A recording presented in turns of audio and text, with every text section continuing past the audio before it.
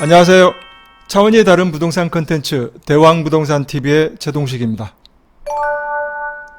이번 영상의 주제는 9월 21일 제3차 주거정책심의위원회를 개최하여 이 수도권 일부와 지방광역시와 도의 이 조정대상 지역을 전면 해제하였습니다. 규제지역에서 해제된 지역과 이 해제됨으로써 바뀌는 주요 내용에 대해서 자세히 설명드리겠습니다. 이번 영상도 끝까지 잘 시청하셔서 많은 도움 되시길 바랍니다. 그럼 지금 바로 시작하겠습니다. 시작하기 전에 구독과 좋아요, 알림 설정 꾹 눌러주세요. 이 주거정책심의위원회는 통상 6월달과 12월 1년에 2번 정도 열리는데요. 이번에는 지난 6월 30일 개최했었는데 3개월 만에 다시 이 주거정책심의위원회가 열렸습니다. 그래서 이 세종시를 제외한 지방권과 일부 수도권 외곽 지역의 이 조정대상 지역을 해제했고, 그리고 서울 경기를 제외한 인천, 세종 지역은 이 투기과열지구를 해제하기로 하였습니다. 이 자세히 살펴보면요, 이 지방권에서는 이 최근에 주택가격 하락과 거래량 감소, 미분양 확대, 이 주택시장 하향 안정세와 상반기 이 기해제 지역의 이 해제 효과 등을 감안할 때 이 지방권의 조정대상 지역은 모두 해제할 필요가 있다고 판단한 겁니다. 그래서 이 광역시에는 부산, 대구, 광주, 대전, 울산에 이 조정대상 지역으로 지정되어 있었던 곳 모두를 해제하였고, 이 도 지역에서는 청주와 천안, 논산, 공주, 전주, 포항, 창원까지 모두 해제하였습니다. 다만 이 세종시의 경우에는 최근에 이 주택가격 하락폭 등을 감안해서 이 투기과열지구를 해제하되 이 적은 미분양 현황 그리고 높은 청약 경쟁률 등을 고려해서 조정대상 지역은 유지하기로 하였습니다. 이번 주정심의 결과에서는 세종시가 이 조정대상 지역으로 그대로 있게 되었는데요. 이 조만간 세종시도 조정대상 지역에서 해제하는 게 아마 시장 전체적으로 바람직할 것 같습니다. 다음은 수도권인데요. 수도권의 이 주택가격은 대체적으로 모두 다 하락세를 유지하고 있고요. 그리고 서울 및 이 경기도 지역은 이 미분양 주택이 많지 않고, 그리고 이 규제 완화 기대감 등의 이 시장 불안 가능성이 남아있다고 해서 일부 지역만 해제하였습니다. 특히 이 인천 지역은 가격 하락폭이 컸죠. 그래서 이 투기과열지구를 우선 해제하였습니다. 그리고 이 경기 지역은 이 접경 지역 등 이 외곽 소재 조정대상 지역만 일부를 해제하였습니다. 그래서 이 안성, 평택, 동두천, 양주, 파주 이렇게 이곳의 조정대상 지역은 해제됩니다. 다음은 부동산 가격 안정 심의위원회 결과입니다. 이 기재부에서 이 세종특별자치시를 이 주택 투기 지역에서 해제하였습니다. 이 세종시는 이 주택 매매 가격이 지속적으로 하락하고 있지만 이 조정대상 지역이 유지됨에 따라서 이 주택 투기 지역이 해제되더라도 향후 주택 가격 상승 등 불안 양상이 나타날 우려가 낮다는 점을 종합적으로 감안하였습니다. 이 규제 지역의 조정 효력 발생 시점은 이 관보의 개제가 완료되는 9월 26일 다음 주 월요일이죠. 다음 주 월요일 0시부터 효력이 발생합니다. 이 규제지역 현황을 자세히 한번 살펴볼까요? 지금 보고 계시는 표는 이 9월 26일 기준입니다. 그리고 이 빨간색으로 표시되어 있는 곳이 이번에 해제된 지역이고요. 검정색으로 표시되어 있는 곳은 이번 해제 지역에서 제외된 지역입니다. 그래서 이 투기과열지구는 인천에서 이 빨간색으로 표시되어 있죠. 그래서 인천은 모두 투기과열지구에서 해제된 상태이고요. 이 조정대상 지역은 이 경기도에서 안성, 평택, 양주, 그리고 파주, 동두천 이곳이 해제되었고, 부산은 그동안 조정대상 지역으로 지정되었던 이 모든 지역이 해제가 됩니다. 그리고 이 주택 투기 지역은 이 세종시가 이번에 해제가 되고요. 투기과열지구도 세종시가 이번에 해제가 되고, 이 조정대상 지역은 세종시만 제외한 나머지 지역 모두가 다 해제가 됩니다. 다음은 규제지역 지정 효과입니다. 이 투기과열지구나 조정대상 지역에서 해제가 되면 이 각종 규제에서 벗어나게 되는데요. 먼저 금융 분야를 살펴보겠습니다. 이 가계대출에서는 그동안 투기과열지구에서는 이 15억 초과 아파트에 대해서는 대출이 안 됐죠. 하지만 이 부분이 풀리고요. 이 조정대상 지역에서는 LTV가 9억 원 이하는 50%, 9억 원 초과는 30%가 적용이 됐었는데 이 LTV 비율도 바뀝니다. 그리고 이 DTI 또한 40%, 50%로 돼 있었죠. 이 부분도 마찬가지 바뀌고요.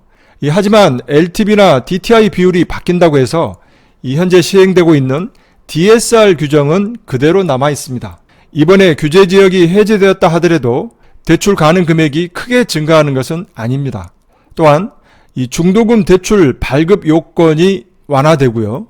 그리고 2주택 이상 보유 세대는 이 주택 신규 구입을 위한 주택담보대출이 금지됐었죠. 이 부분도 주택담보대출을 할 수 있게 되고요. 이 주택 구입 시 실거주 목적을 제외한 주택담보대출이 금지됐었는데 이 부분 역시 가능해집니다. 그리고 이 사업자 대출에서는 이 주택 매매나 임대사업자 이외 업종의 사업자는 주택 구입 목적의 주택담보 기업자금 대출의 신규 취급이 금지됐었습니다. 이 부분도 신규 취급이 가능해지겠습니다. 다음은 세제 분야인데요. 이 투기과열지구에서는 특별히 없고 조정대상 지역에서는 이 세제 관련 규제 내용이 많이 있습니다. 이 2주택 이상자는 취득세가 중과되고요.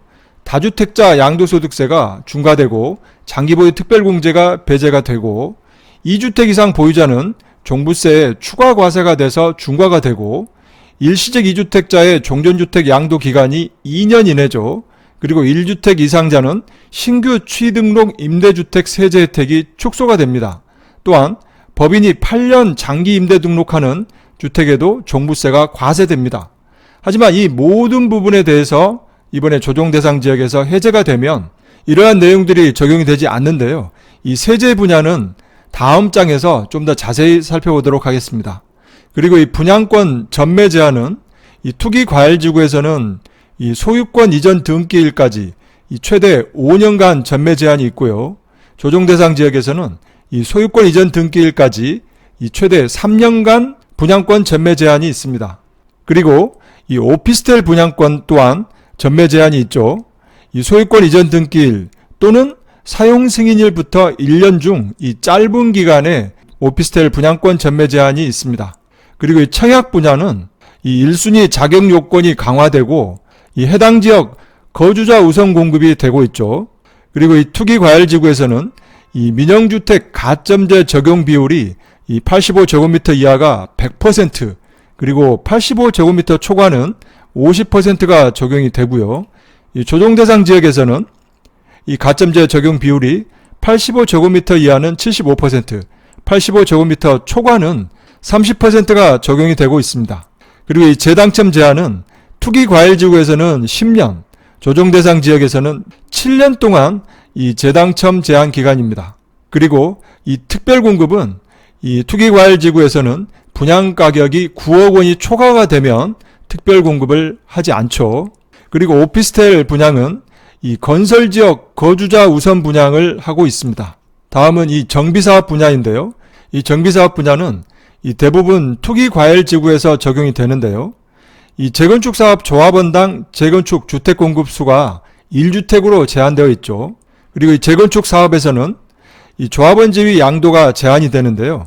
조합 설립 인가 후부터 소유권 이전 등기 시까지, 그리고 이 재개발 사업은 관리처분 계획 인가 후부터 이 소유권 이전 등기 시까지 양도가 제한이 되죠. 그리고 이 5년 재당첨 금지라는 것도 있습니다.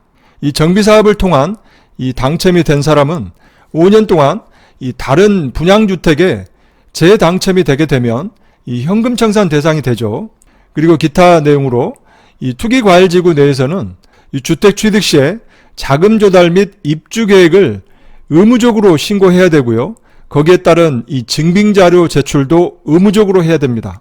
그리고 이 조정대상 지역에서는 이 증빙자료 제출은 하지 않아도 되지만 이 자금 조달 및 입주 계획서를 반드시 신고해야 됩니다.